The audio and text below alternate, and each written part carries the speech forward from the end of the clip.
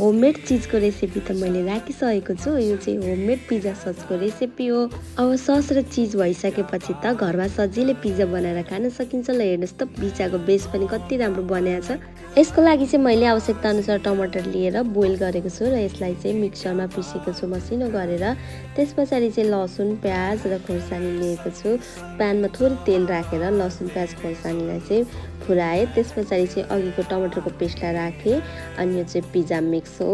त्यस पछाडि चाहिँ आफूलाई मनपर्छ भने थोरै धुलो खोर्सानी राखेर यसलाई केही बेर फ्राई गरिसकेपछि पिज्जा सस चाहिँ रेडी हुन्छ। यो बेस पनि मैले घरमै बनाएको थिएँ।